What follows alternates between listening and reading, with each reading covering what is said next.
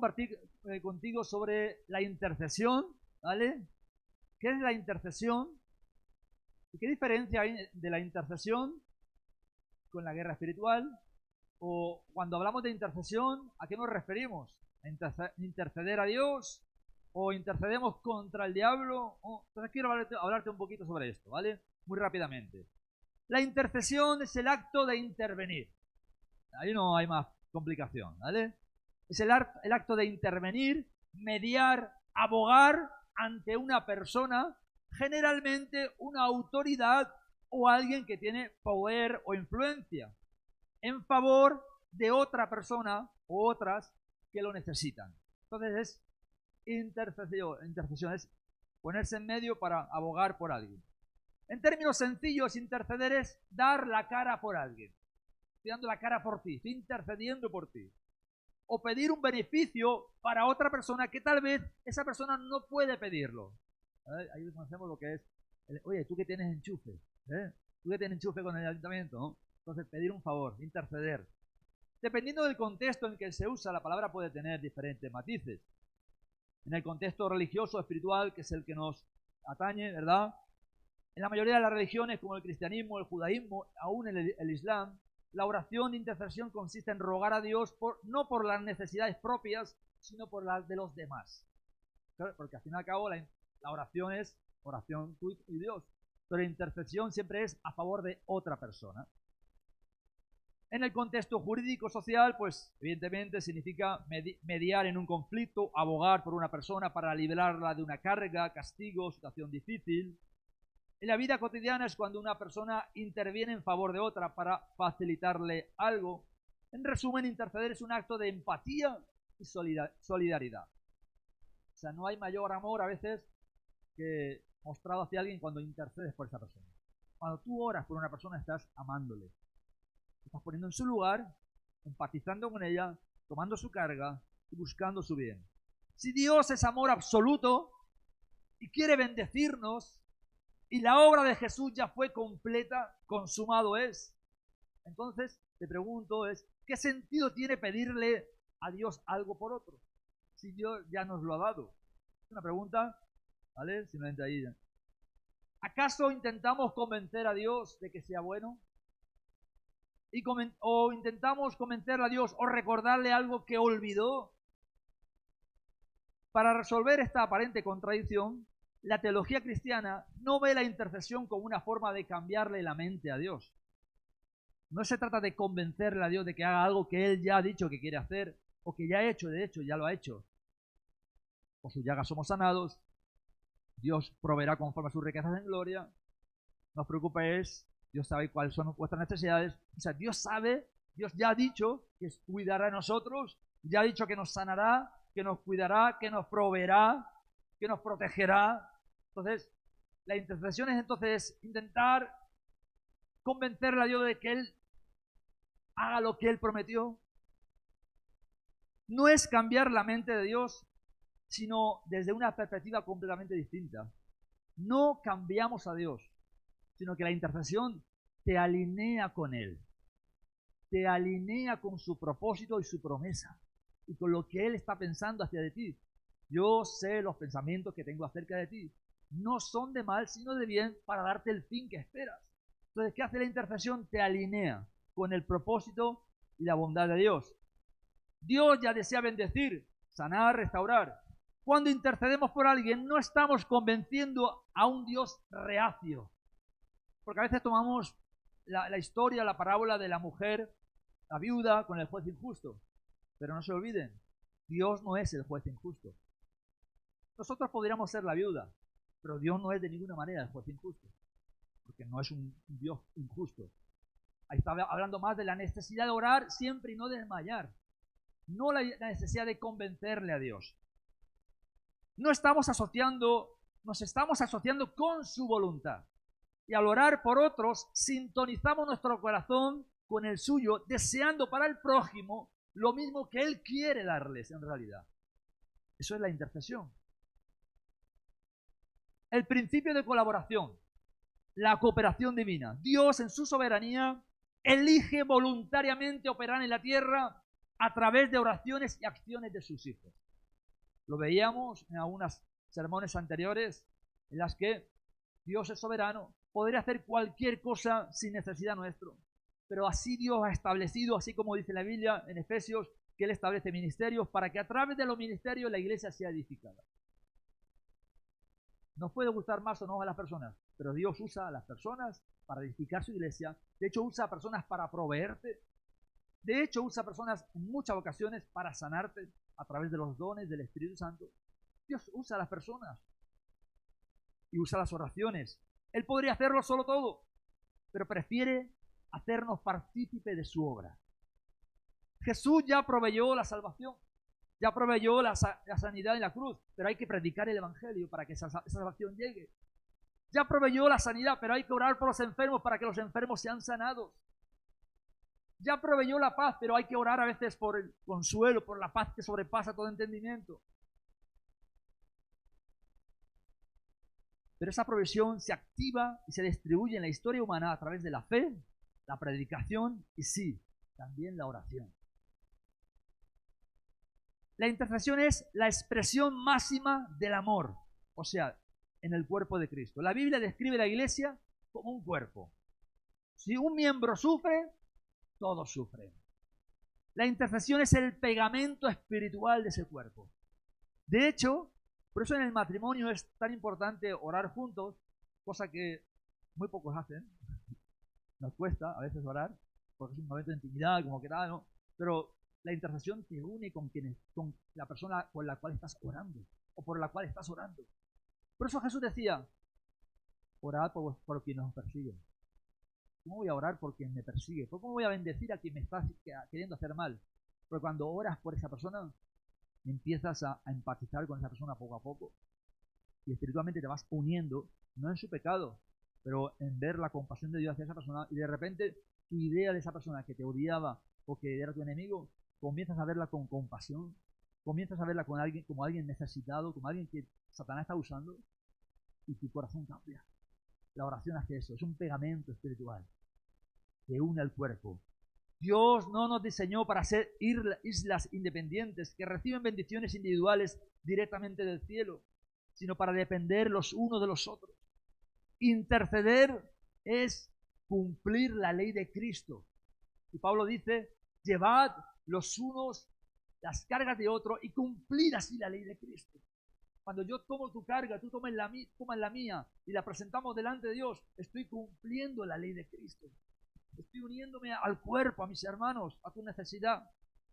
Tenemos el ejemplo de Jesús.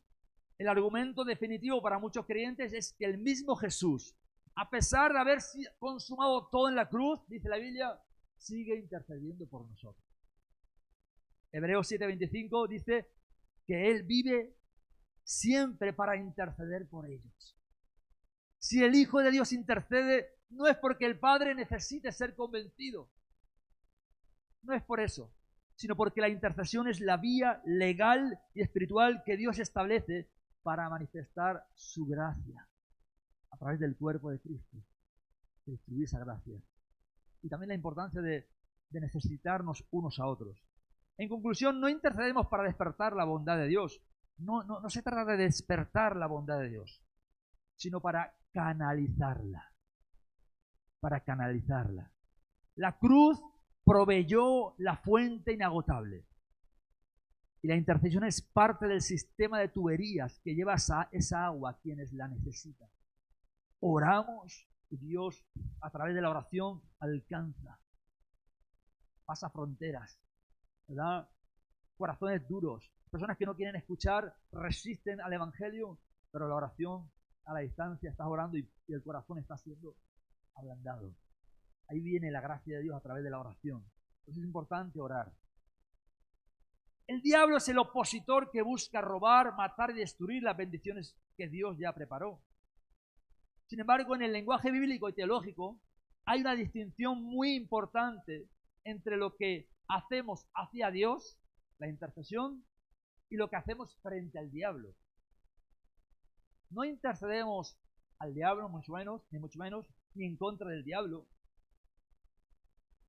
Al diablo se le resiste y se le reprende. Eso es lo que enseña la Escritura. Resistir al diablo. Y Jesús nos enseñó a reprender espíritus inmundos, etc. Te reprendo, apártate de mí, Satanás, porque no pones la mirada en las cosas de Dios, sino la de los hombres. Así se dirigía Jesús a ellos. Te reprendía, o en este caso, te resistía en la tentación. Vamos a explicar cómo funciona esa dinámica legal y espiritual. La diferencia entre interceder y reprender. La intercesión es ascendente hacia Dios. Tú intercedes hacia Dios. Es una petición o apelación legal al juez justo. Le pides a Dios que manifieste su gracia, misericordia y protección sobre una persona. La guerra espiritual no es ascendente, es frontal, hacia el enemigo. Frente al diablo no se pide, se ejerce autoridad. No le pides al diablo que se vaya, le ordenas que se vaya. Le muestras la puerta y dices, ahí está la puerta, ahora te tienes que ir, pero ya. Aquí no tienes parte ni suerte, decía Nehemías. Basado en lo que Jesús hizo en la cruz, el creyente no le ruega al diablo que se vaya, le ordena retirarse en el nombre de Jesús. Eso es la guerra espiritual. Intercesión ascendente a un Dios bueno. Nos alineamos con su bondad, con su promesa. Señor, conforme a lo que tú dijiste. La guerra espiritual frente al enemigo que trata de estorbar la obra de Dios. El diablo ya está legalmente derrotado. Siguiendo esa lógica anterior, la obra de la cruz, Jesús ya desarmó y derrotó públicamente a los poderes de las tinieblas, según Pablo a los Colosenses. El diablo es legalmente, fíjate la frase, el diablo es legalmente un ocupante ilegal. Legalmente es un ocupante ilegal. Por lo tanto, cuando actúas contra él por otra persona, haciendo valer la victoria de Cristo o de la cruz, la Biblia lo describe como someteos pues a Dios, resistid al diablo y él huirá de vosotros. Estás haciendo valer la victoria de la cruz cuando actúas contra él por otra persona. ¿Cómo se ve esto en la práctica? Que es donde nos interesa también. Cuando oras por alguien que está bajo ataque, atrapado en una adicción, pasando una opresión opuesta a la bendición de Dios, la Biblia dice una cosa, la persona está viviendo otra diferente. Tu oración tiene dos frentes. Primero, un frente en dirección al propósito de acción. Frente divino hacia Dios, intercede. Estoy orando por Timo, estoy orando por Juan, estoy orando por una persona, ¿verdad?, que está siendo oprimida. Primero me dirijo a Dios en intercesión, pido gracia, pido revelación para esa persona, que sea, Señor, capaz de ver la obra del enemigo, que sea capaz de ver o que tenga fortaleza para poder superar las artimañas del enemigo, que los ojos sean abiertos para que puedan ver tu bendición y recibir tu bendición, para que tu palabra sea alumbrada, para que no se conforme a la situación. Estamos pidiendo gracia a Dios, intercediendo. Ahora, frente al enemigo, reprendemos la influencia espiritual, rompemos ligaduras, ordenamos a todo estorbo legal y espiritual que ciega a la persona que se vaya en el nombre de Jesús. Son dos cosas diferentes. Intercedemos a Dios en su favor, pero nos enfrentamos al enemigo con la seguridad de que nos va a obedecer. El veredicto final. Sí, absolutamente se debe intervenir activamente para frenar los planes del diablo sobre los demás. Solo que el término exacto no es la intercesión para esto, que guarda un matiz de ruego, de intervención ante una autoridad, sino un ejercicio de la autoridad espiritual o de liberación. Intercedemos ante el Padre para que descienda el favor y resistimos al enemigo para que se quite del camino. Son las dos caras de una misma moneda, podríamos decir. Y llevar esto a la práctica implica usar ambas dimensiones. La intercesión, apelamos a Dios para que derrame su gracia. La guerra espiritual, ejercemos autoridad para frenar la oposición del enemigo. Ahora, ¿cómo opera cada una de estas cosas en tres ámbitos? Vamos a poner tres ejemplos prácticos. ¿Cómo aplicamos la intercesión y la guerra espiritual en personas que están perdidas espiritualmente. Tenemos todos familiares, amigos, una ciudad perdida. El diagnóstico bíblico es que el enemigo ha cegado el entendimiento. 2 Corintios 4:4. Para que no vean la luz del evangelio. No es que no quieran creer por lógica. Es que espiritualmente están ciegos. ¿Usted cree que si no vieran la bondad de Dios, si realmente no vieran lo que Dios ha hecho en nuestra vida, dirían, ¿qué tengo que hacer? A veces Dios alumbra el entendimiento o abre el corazón como Lidia para que entienda, para que reciba la palabra, pero están ciegos espiritualmente. Entonces, en la intercesión a Dios por estas personas, no le pedimos a Dios que los salve, porque la pregunta es, ¿querrá Dios salvarlos? La Biblia dice que Él no quiere que nadie se pierda, sino que todos vengan al arrepentimiento. Porque de tal manera ama a Dios al mundo para que todo aquel que en Él crea no se pierda, sino que, ¿verdad?, sea salvo. No le pedimos a Dios que los salve, porque Él ya quiere hacerlo. Señor, sálvalos, ¿no?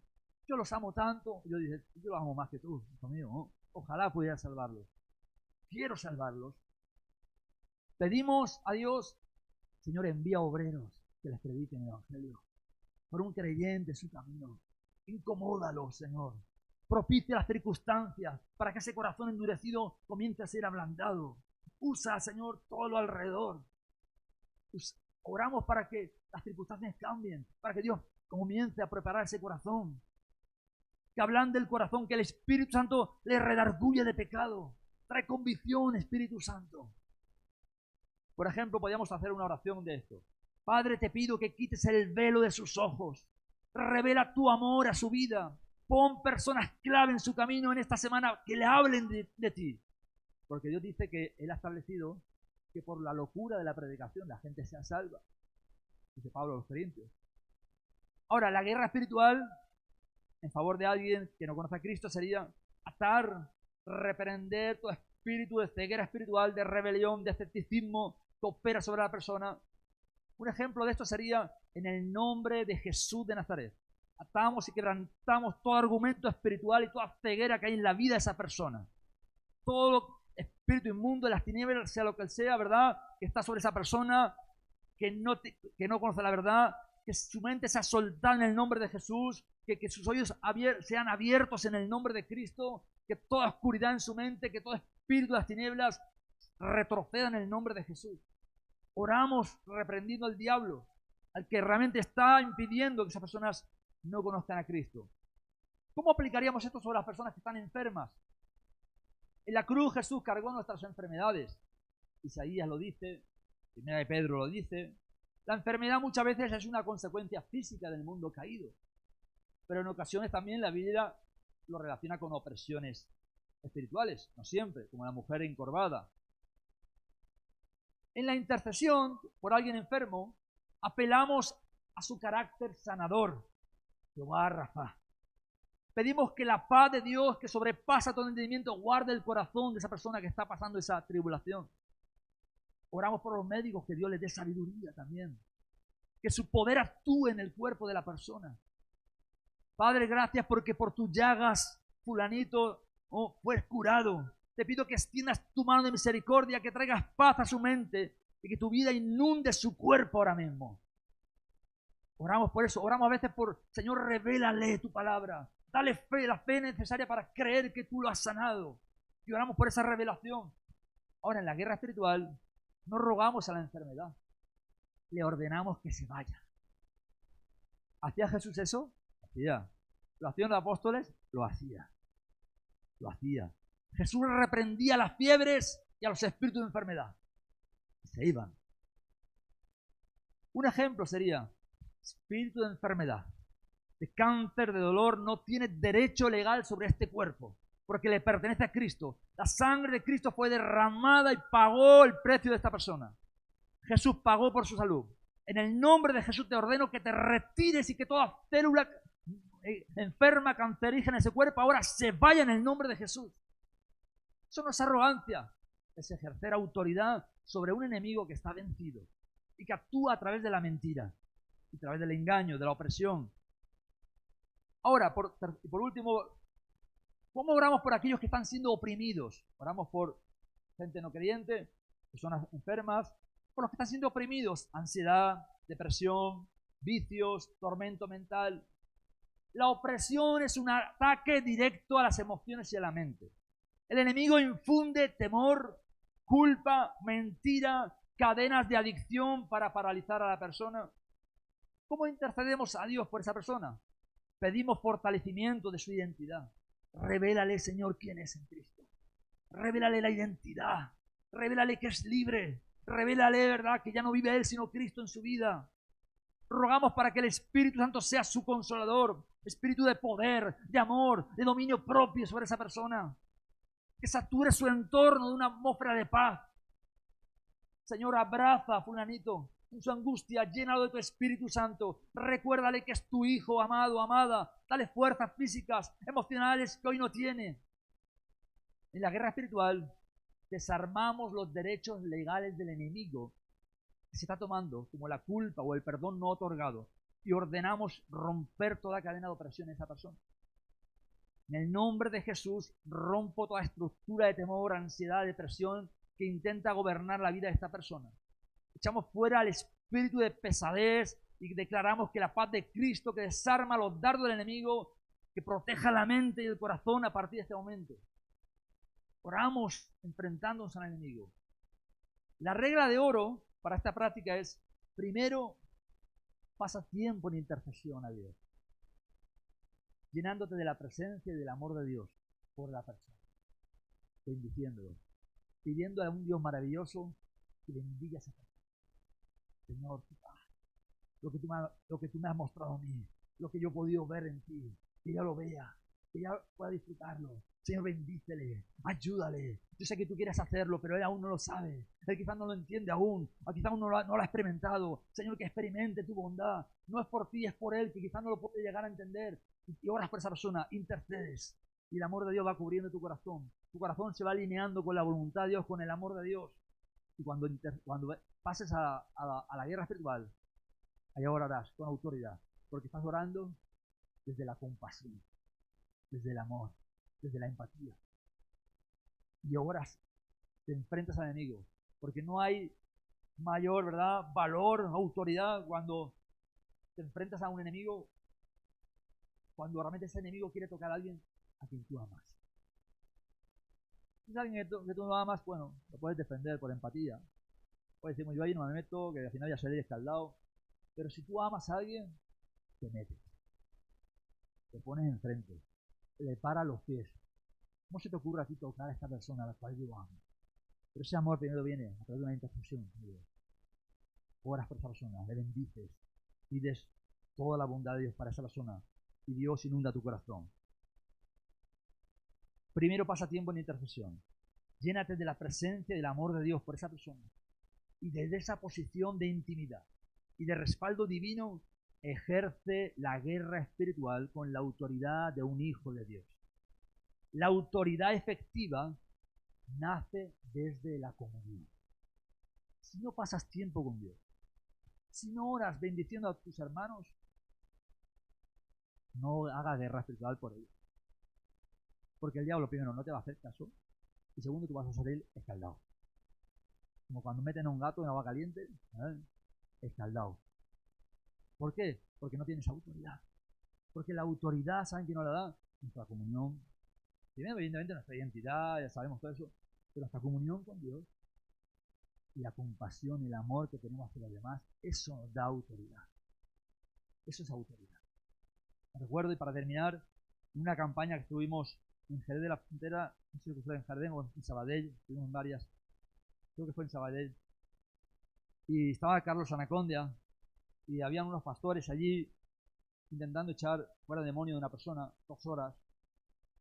La persona endemoniada agotada, el demonio ya estaba diciendo, por favor, echarme ya de una vez, porque estoy agotado también. La persona agotada físicamente, porque 2 horas ahí revolcándose. Los pastores que intentaban interceder por él, por esa persona, agotados, no saben cómo hacerlo, 2 horas.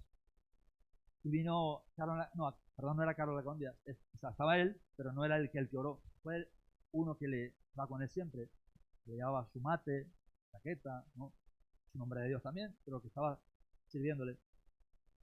¿Qué hacéis? ¿Qué hacéis? ¿Qué hacéis? ¿Qué hacéis? Retiró a los pastores, puso su mano en la persona y dijo, en el nombre de Jesús, fuera. Y aquella persona se desinfló. Los pastores se quedaron asombrados. ¿Cómo lo has hecho? ¿Cómo es posible? Y él simplemente dijo, si usted no tiene amor por la persona, ¿qué van a hacer? Si no hay compasión. ¿Y cómo lo haces tú entonces? Le preguntaron a Anacondia en ese momento. ¿Cuál es tu autoridad? ¿Pasarás 8 horas orando? No, yo 8 horas orando, no tengo tiempo para orar 8 horas. ¿Y cómo lo haces? ¿De dónde viene la fuente de tu autoridad? Esos fueron los estudiantes del seminario que le preguntaban a Carlos Anacondia.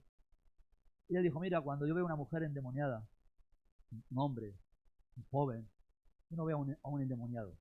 Veo una mujer que tiene un marido, que tiene una casa, que tiene hijos, que está sufriendo. Veo una situación desastrosa y el corazón de compasión, ¿verdad?, me mueve a decir, esto no puede ser. Ahí viene autoridad, pum, y el enemigo se va, ¿no? Así que intercesión a Dios, guerra espiritual. Así que vamos a ponerlo en práctica. Vamos a ponerlo en práctica, ¿vale? Entonces, podemos sacarle ahí un poco la guitarra. Y vamos a poner en práctica, vamos a orar por estos 3 motivos que hemos dicho hoy. Vamos a orar por la gente que no tiene a Cristo, familiares, hermanos, vecinos, gente que tenemos, ¿verdad?, en nuestra ciudad. Vamos a interceder a Dios, pero vamos a ordenarle al enemigo que suelte sus mentes. Vamos a ordenarle a toda tiniebla, a todo lo que está provocando que no conozcan a Cristo, que se vayan en el nombre de Jesús. Pensamientos de que nadie me ama, pensamientos de que Dios no me va a perdonar, pensamientos de que mi vida no tiene solución. Todo eso se tiene que ir fuera. Espíritu de mentira a través de la religiosidad, de otras religiones, etcétera. Todo eso fuera. Vamos a orar también por las personas que están enfermas, para que, como hemos orado, ¿verdad?, Señor, manifiesta tu bondad. Que tu bondad se manifiesta a su vida.